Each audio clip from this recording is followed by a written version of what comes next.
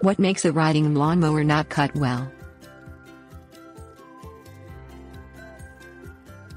With so many choices in power mowers, it might be tempting to choose a macho, zero-turn beast to ride around your lawn unless your lawn is smaller than a college quadrangle. A riding mower, however, is more cost-effective for use on a typical suburban yard, and it completes the job without continual dizzying turns. Whatever your choice, avoid simple mistakes for a good cut. Simple neglect. Along with annual riding lawnmower engine and battery maintenance, include blade sharpening and balance as well as repairs to worn rollers.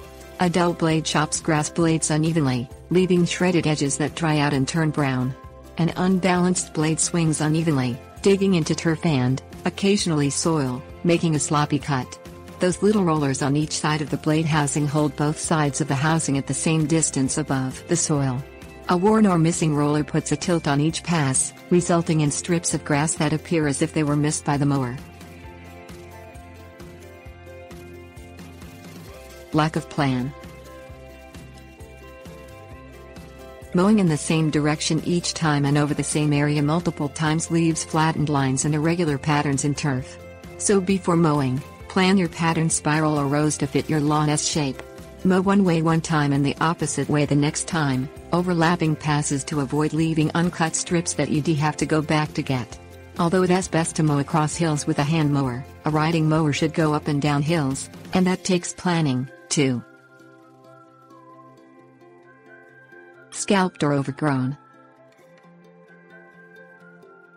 Some long ago suburban sage posited that scalping a lawn in spring encouraged it to grow faster. The sage is wrong. Scalped grass encourages shallow root development, which results in dead patches. Every variety of grass has an optimum length that balances a grass blade's ability to perform photosynthesis with its urge to replace tissue lost to mowing.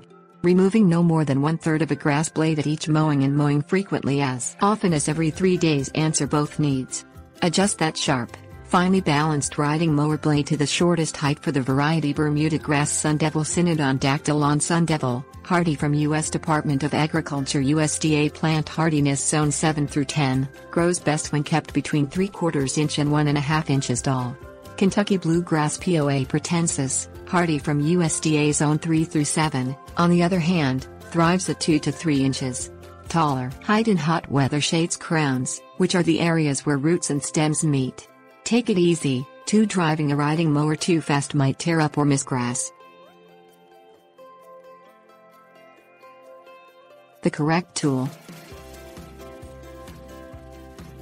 Under some conditions, a riding mower has no option but to scalp, tear or miss grass entirely. Some turns are too tight, and some corners can be reached with only a rotary mower or weed trimmer. So either of those tools should be used to finish small areas. Uneven lawns will be scalped unless they are rolled or plugged and the person operating the riding mower spans some swales entirely, leaving grass that lines them uncut but possible to mow with a rotary or reel mower.